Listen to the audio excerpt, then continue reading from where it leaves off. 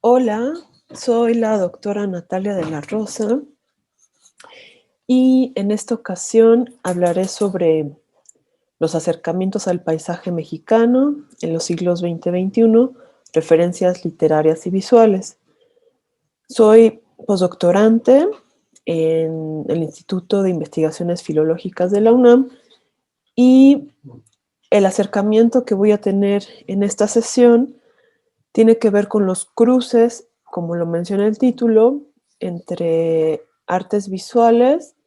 y escritos literarios de distinto ámbito y también con un panorama amplio temporalmente, porque me interesa ver ciertas referencias que desde lo contemporáneo se hacen a estrategias que justo pensaron el paisaje, inclusive desde el siglo XIX, pero también sobre todo en la consolidación del siglo XX. Y es interesante este acercamiento y me interesa realizarlo en esta sesión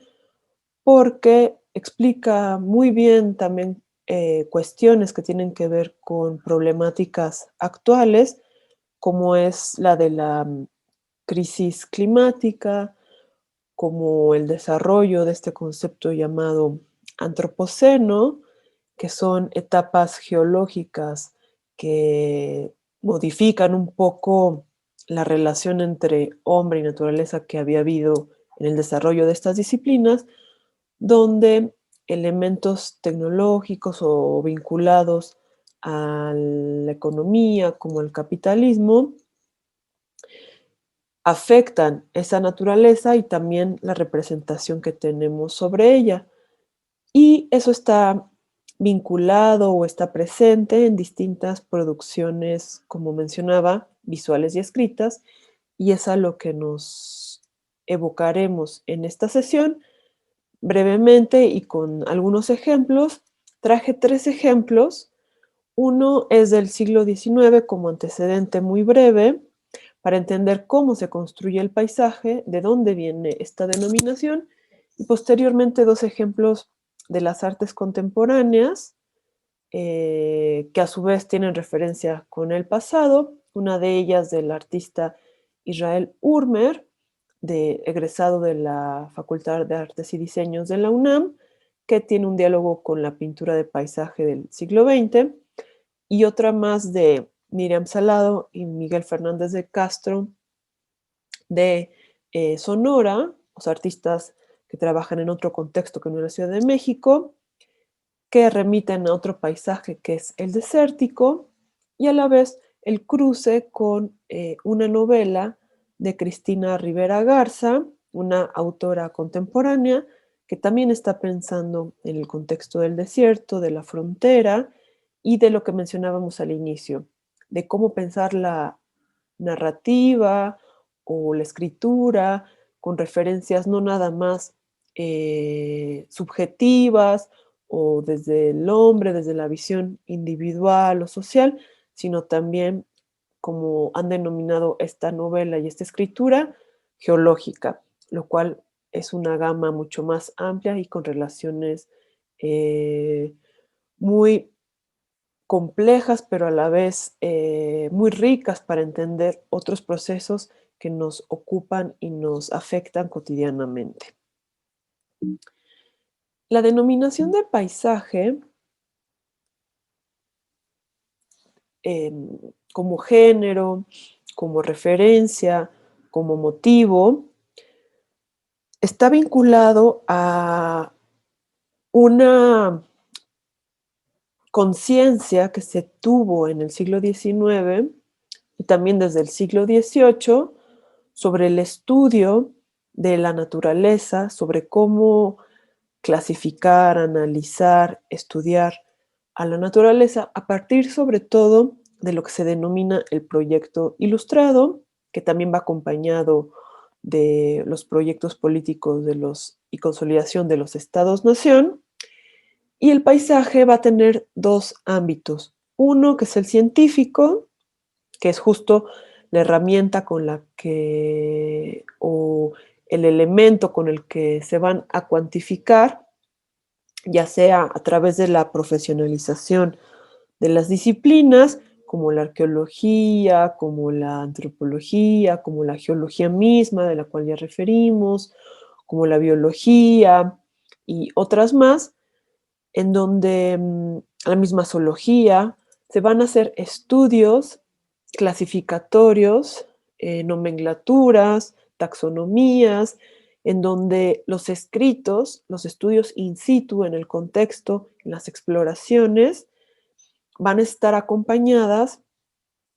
de también láminas que visualmente van a hacer estos repertorios. Por ejemplo, Alexander von Humboldt, uno de los exploradores que fue a distintos lugares del planeta, pero se conoce muy bien en América Latina, por viajes por México, por Ecuador, por Colombia, y por justo hacer este cruce entre escritos científicos, pero también crónicas que se les llama de viajeros o exploradores, con utensilios o repertorios visuales como mapas, como láminas, donde se vierte la información sobre plantas y animales de distintas regiones con el fin eso, de clasificar. Y un poco los proyectos a los que se adscriben estas estrategias tienen que ver con lo que se denomina programas colonizadores o imperialistas, porque justo estos exploradores, que muchos de ellos vienen de Europa a otros contextos como Oceanía, África, América, buscaban hacer esos estudios topográficos, geológicos, biológicos, zoológicos, para poder explotar un territorio de la mejor forma a través de toda esta noción de modernización, de progreso, que estuvo vinculada a la revolución industrial y posteriormente al proyecto positivista del siglo XIX, como al proyecto imperialista de Europa en estos otros territorios, pero también del desarrollo de los Estados Unidos como nación en el mismo territorio americano. Por ejemplo, toda la expansión al oeste, y también hay escritos y referencias visuales sobre esos procesos, están inmersos en una noción y estudio sobre el paisaje. Ahora, el segundo elemento es en los estados-nación, en las naciones y en la generación de nacionalismos en el siglo XIX y XX, donde se usa justo la denominación del paisaje por las mismas razones para conocer este territorio del que se busca un beneficio económico a través de distintas disciplinas. Y ya en escritos como el de estos de Ignacio Manuel Altamirano y en imágenes como vamos a ver de José María Velasco, que sería un poco su paralelo en pintura, vemos como hay un cruce y una delimitación también en lo que ya es no una noción científica muy amplia, sino localizada y denominada nacionalista, porque todas estas narraciones, descripciones cuidadosas, atentas, con detalles sobre ciertos contextos, panoramas y paisajes, van a funcionar para generar eso, una idea de qué es la nación y cuáles son sus características, en donde los elementos naturales y las características, ya sea de regiones, de zonas de selva, de zonas de mares, de zonas de campo, de zonas, también el desarrollo urbano que comenzará de mediados del siglo XIX y ya con un desarrollo mucho más amplio en el siglo XX. Todo eso va a hablar sobre la consolidación de esto, de un Estado-nación, de un proyecto de país, que en este caso después de la independencia será denominado como México, en donde una denominación política va a constreñir un territorio en donde a su vez hay muchas otras geografías, pero también naciones, y pensamos en las poblaciones indígenas que tienen sus propios usos y costumbres, pero a los que se les homogeneiza, se les incluye en esta legislación política y territorial llamada nación. Y Y bueno, ya para entrar a nuestro primer ejemplo, después de esta introducción, Ignacio Manuel Altamirano es un escritor nacido en Tixla Guerrero en 1834, pero que muere en Italia en 1893, que justo va a tener una serie de distintas eh, posibilidades de escritura o experimentación en distintos géneros, novela, poesía, crónica, ensayo, pero a la vez también ligados a una estructura o propuesta política que tenía que ver con el proyecto nacional republicano y con la consolidación del proyecto nación justo de liberalismo mexicano. Por tanto, en sus novelas, como Una vida en las montañas, que esas se leen más, son más conocidas en los estudios de literatura, desde la educación, El Zarco y Clemencia, de pronto encontramos a través de lo que dicen los personajes, a través de descripciones del narrador, a través de distintas estrategias, referencias a la ideología del autor y a este proyecto de nación y de república que buscaba. En este ejemplo traigo este fragmento de un relato que se llama, o se compilaron distintos relatos bajo el título de Paisajes y Leyendas de 1884, o sea, ya a finales del siglo XIX, y que forma parte de la biblioteca José Luis Martínez, donde se ejemplifica muy bien este tipo de descripción, de relato, en donde se nos está dando, se nos presenta una historia y un tránsito por un contexto específico con una descripción muy puntual sobre elementos del paisaje, naturales, topográficos, que nos hacen entender dónde estamos, cómo era ese espacio, qué características tiene y qué funciones se realizaban ahí. En este caso tiene que ver con la capital justo de esta nación que se denominó México después de la independencia, y nos está dando detalles de que podemos reconocer todavía en la actualidad, pero que también se han transformado mucho, pero que justo estos relatos nos ayudan a entender cómo era en esos tiempos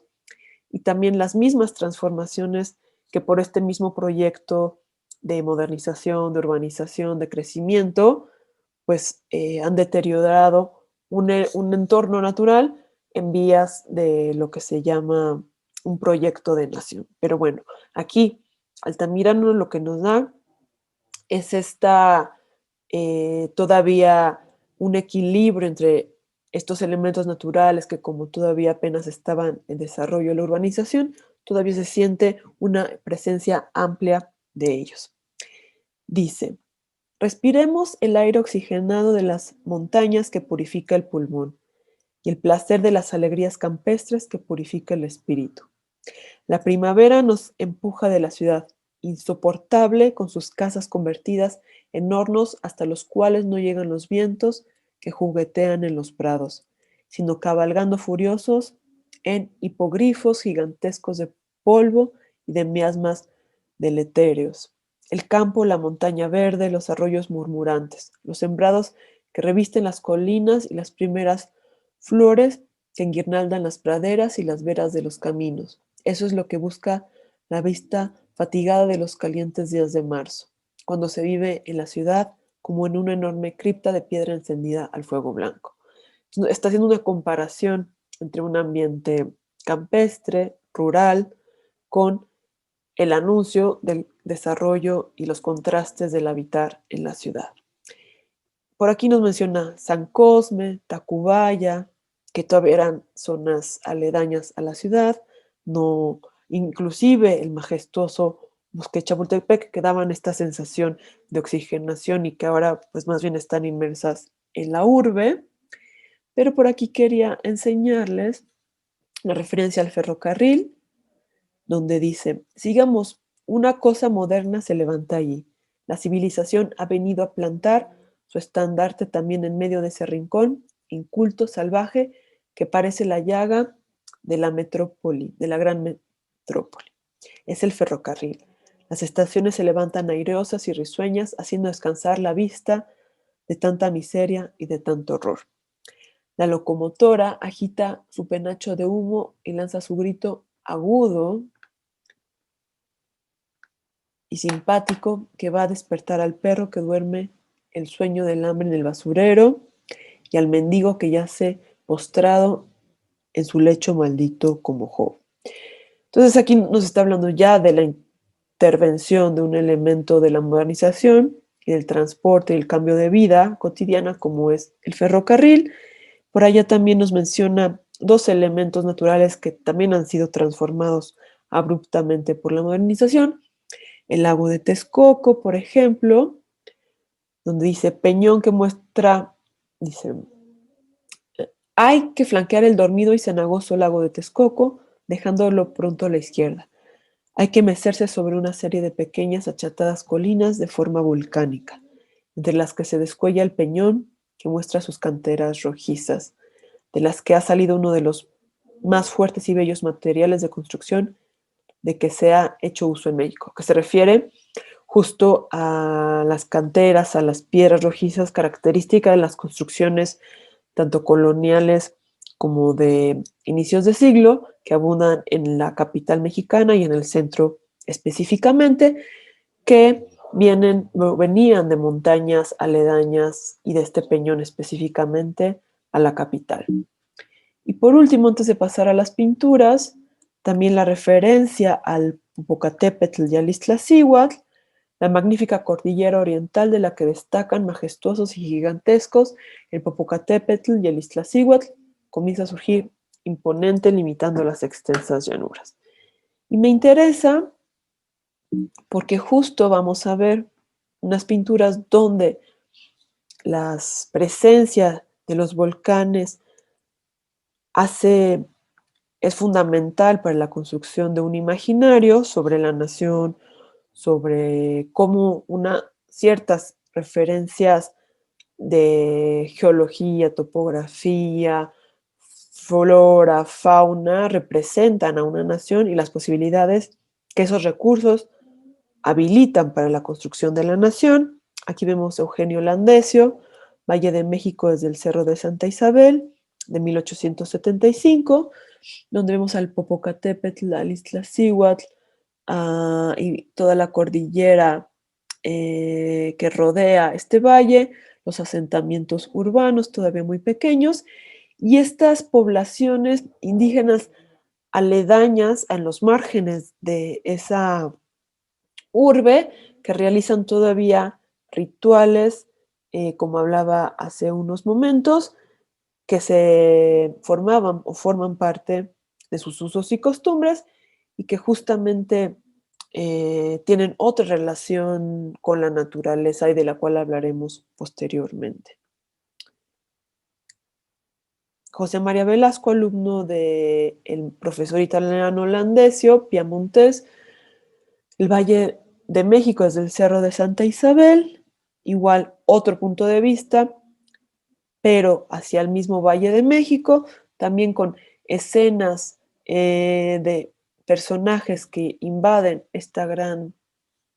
extensión de paisaje. Entonces vemos aquí los estudios de nubes, de montañas, de rocas, y todo eso se estudiaba a través de manuales fragmentados de distintos elementos, uno por uno.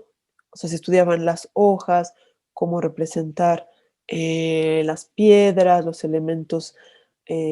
marinos, los elementos acuáticos, los estudios de nubes, para después construir escenas más amplias. Esto es muy importante porque es como una representación del ideal nacional, del símbolo patrio, como sería el escudo, pero a través de la pintura, como ha estudiado Fausto Ramírez, José María Velasco, Valle de México, 1877, donde reconocemos un águila que va a devorar a una serpiente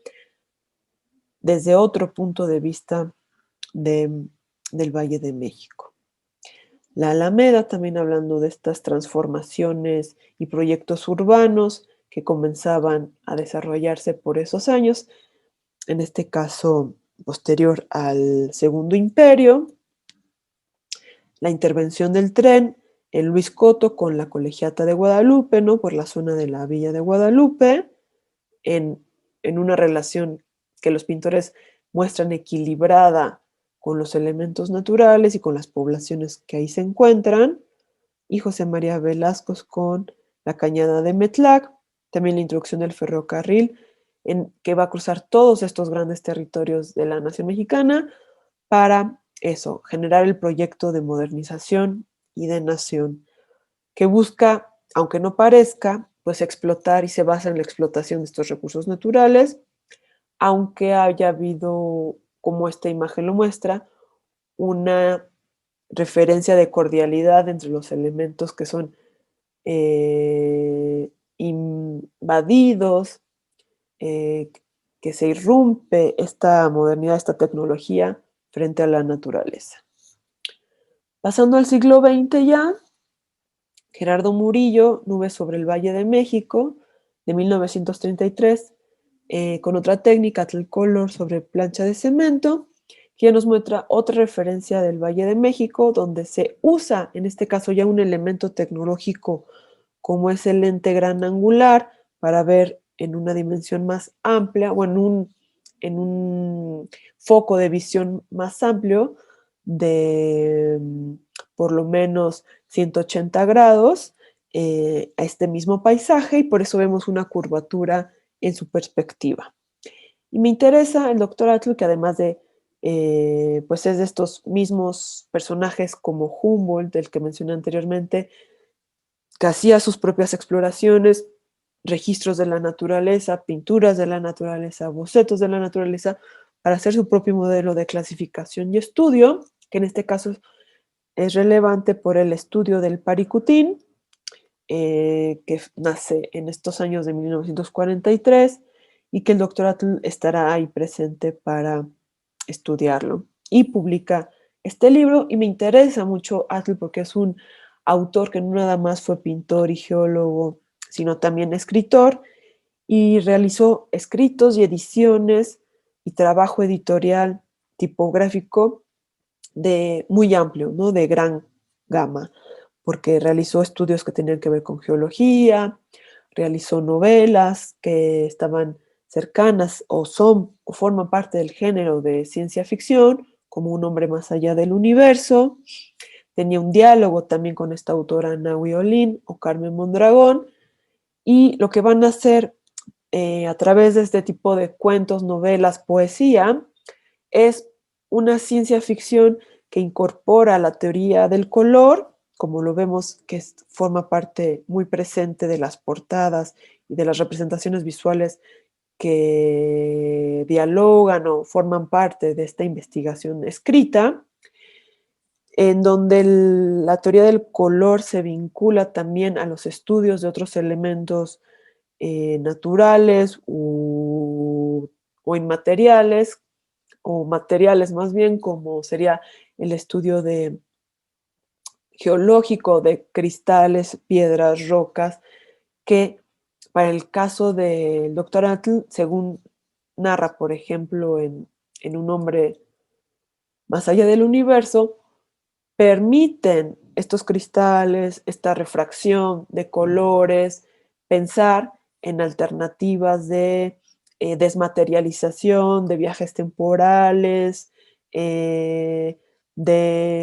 condiciones ya más vinculado a la poesía de Nahui Olin, afectaciones cerebrales que permiten experiencias distintas a las que tenemos cotidianamente, en donde eso justo lo que importa mucho es pensar otras formas de la materia, de las dimensiones, de los viajes intraestelares. Entonces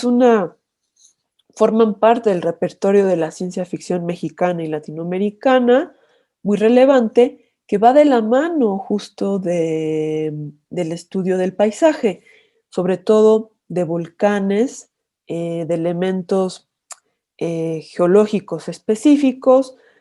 El Popocatépetl va a ser un motivo fundamental en los estudios escritos y visuales del Dr. Atl, desde estas imágenes tempranas de los primeros años del siglo XX, en donde vemos esas portadas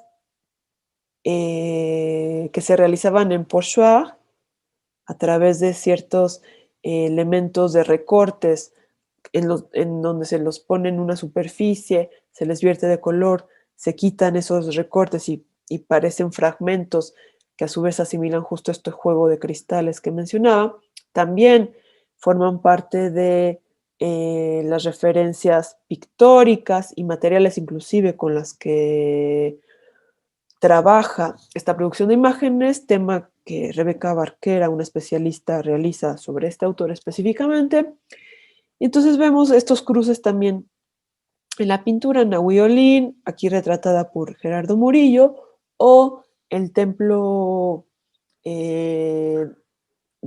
llamado Olinka, por ejemplo, ahorita vamos a hablar, en donde iba a ser una ciudad ideal donde todos estos procesos de reunión de saberes, de intelectuales, un estudio que ha realizado Cuauhtémoc Medina, en donde el doctor otra vez mezcla ciertos elementos de la ciencia ficción con ciertas condiciones de su propuesta política que tiene antecedentes anarquistas, busca generar una nueva noción de utopía sobre las polis, sobre la ciudad, sobre la organización política, que en su caso tiene que ver con una denominación que llama aristocracia, que es no tanto como una denominación de alta clase, sino más bien de reunión de los intelectuales o las personas o los saberes más destacados de un entorno para dirigir el futuro político, ya sea de una nación o de una comunidad. Y estos son los proyectos ya urbanos, entonces no nada más incorpora escenas concretas, imágenes concretas,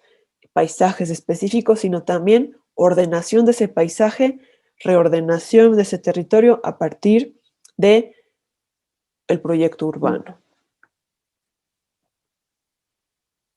Y él era, por ejemplo, amigo de Guillermo Zárraga o Diego Cañedo, que en los años 20 buscaron transformar la Ciudad de México justo para un tipo de ideal utópico modernizador después del proyecto o al inicio de la consolidación del proyecto,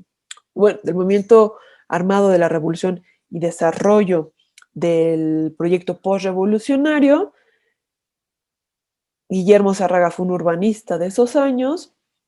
que junto con Atl buscaron interceder en el departamento del Distrito Federal,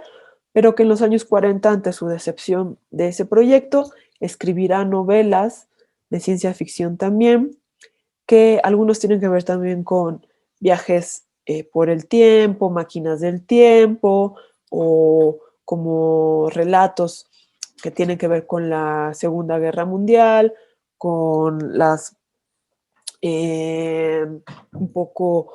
especulaciones sobre qué pasaría a la llegada de los nazis a México, pero por los años 70 también va a escribir sobre el Valle de México y la destrucción del Valle de México después de su modernización terrible como megalópolis, y en el 77 hace una anticipación porque dice que se destruye a partir en este caso de un temblor provocado por el Popocatépetl, pero pues pocos años después, en efecto, la Ciudad de México iba a tener en 1985 un gran temblor provocado por otras fallas geológicas, pero muy cercano al relato y a la crisis distópica que describió Diego Cañedo. Brevemente, un autor mexicano, Israel Urmer, Leyendas Mexicanas, Popop, La montaña humeante, que es una actualización del modelo del doctorado, tanto de escritura como de estudio del volcán Popocatépetl, donde lo que hace es generar un collage y cómic que cruzará ahora una nueva forma de estudio del Popocatépetl, que es a través de del CENAPRED, de cómo es ahora, en vez de que alguien como el doctor Atl, un geólogo, vaya y lo estudie día por día y haga sus bocetos y sus escritos. Ahora tenemos una especie de live streaming de qué le está pasando, de cómo amaneció el Popocatépetl a diario, y es lo que está evidenciando este artista, que es pensar al volcán como un sujeto, como una figura pop inclusive. Y aquí retoma este juego onomatopeico del mismo nombre Popocatépetl,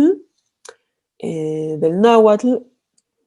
traducido en su americanización a través de la cultura pop y la cultura de masas como popopop. Entonces aparece aquí cómo amaneció el popo y él mismo enunciándose como sujeto, lo que vamos a ver que es muy importante.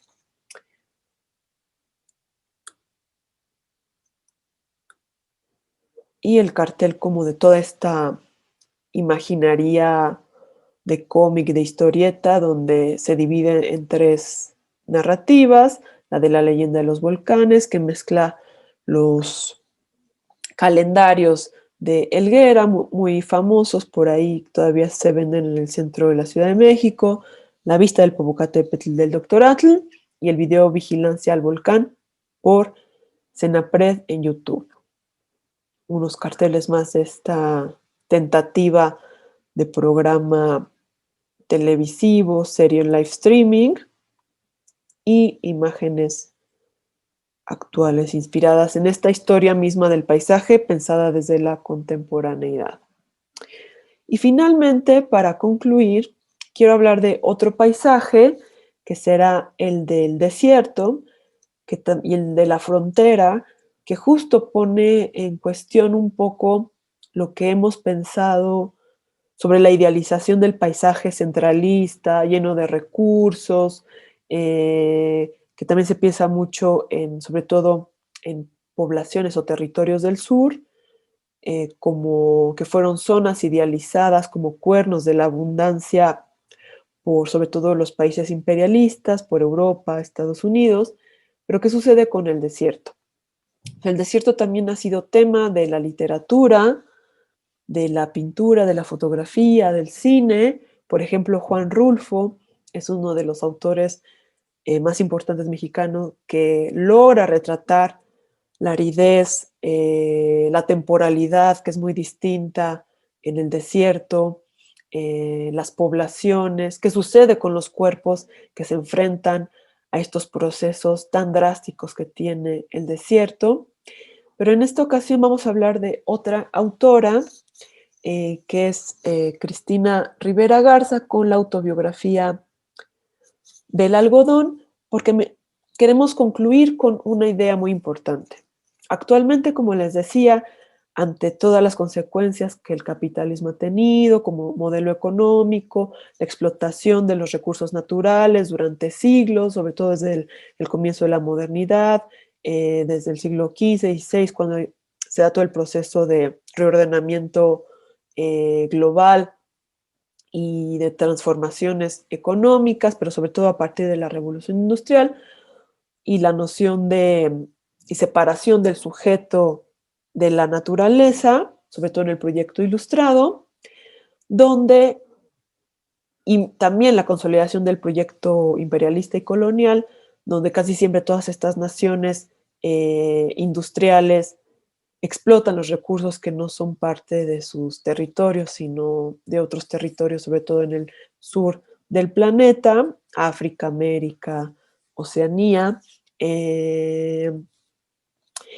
Ahora hay un llamamiento a volver a pensar las cosmologías, las cosmopolíticas. Por ejemplo, Pablo Tavares es un autor brasileño que trabaja con la Amazonía, tiene una pieza que se llama Forest Law, que es pensar al paisaje como sujeto político, como sujeto jurídico, y cuestiona